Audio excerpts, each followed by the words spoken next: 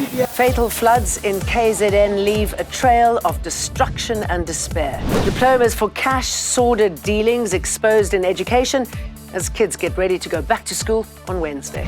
Sending our best to elicit business for South Africa at the World Economic Forum. Both finance and higher education ministers have been accused of corruption. Stars hit the red carpet for the delayed Emmy Awards. Hello, I'm Jane Dutton. Remember to like and subscribe. This is Eyewitness News. Landslides, sinkholes, flooding and widespread destruction. The aftermath of more devastating storms in KZN. Several people have died in the floods and some are still missing. The eThekwini Metropolitan Municipality has closed some beaches and pools. Some homes in Umhlanga were left with no power or water. And the bad weather's not over yet, with more rain on the way. As a department, we are extremely concerned that we continue to lose life through car incidents, which we believe could have been avoided. Should people take our warnings seriously and act on them, we still appealing to motorists and pedestrians to refrain from crossing swollen rivers and streams. Finance Minister Enoch Godongwana says the corruption and bribery claims against him won't spoil South Africa's image at the World Economic Forum. Godongwana is leading a delegation of government officials and business leaders at the meeting of global elites in Davos this week, starting today. He's accused of trying to get kickbacks from a company bidding for a 5 billion rand UIF tender. Higher Education Minister Blade Nzimande, who is embroiled in a fresh corruption scandal with student funders NSFAS, will also be part of Team SA.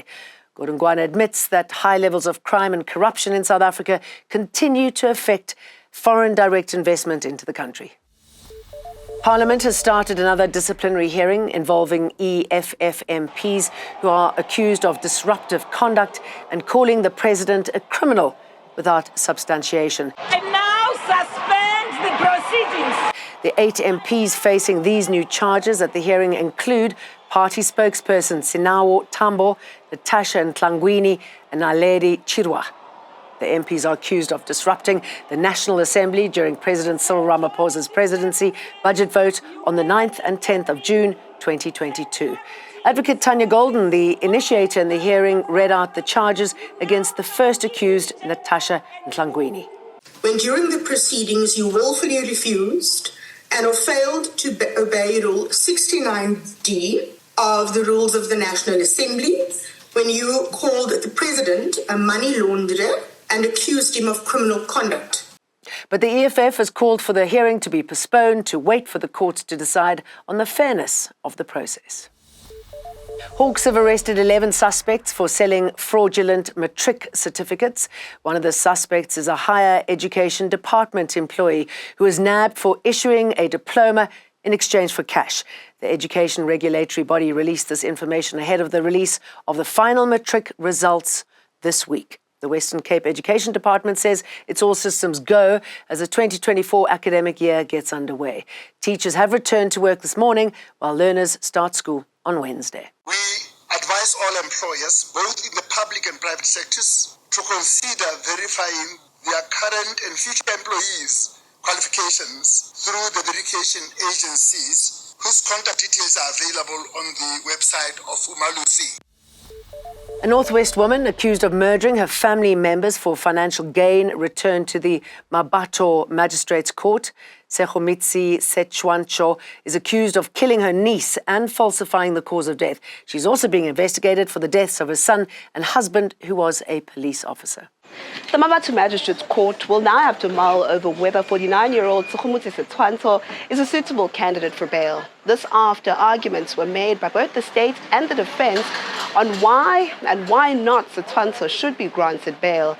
The 49-year-old grandmother has been applying for bail in the Mabato Magistrates Court over the last few days.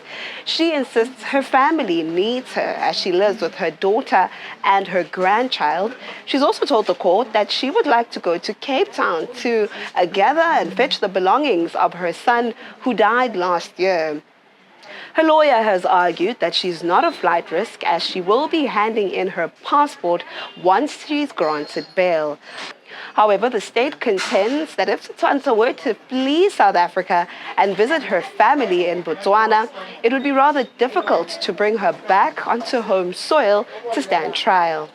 The state has also argued that Setshwantsho's lawyers have failed to prove that there are exceptional circumstances warranting her to be released on bail.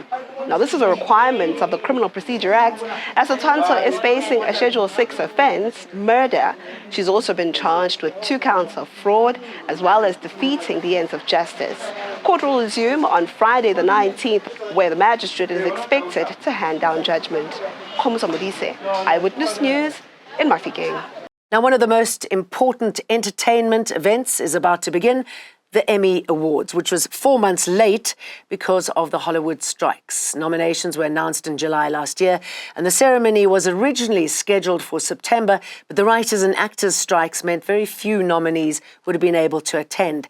The event will be hosted by actor and comedian Anthony Anderson. Succession, The Last of Us, and The White Lotus are just some of the nominees. Thanks for watching. I'm Jane Dutton. See you tomorrow. Eyewitness News. In touch, in tune, and independent. For the latest, log on to ewn.co.za or ewn.mobi.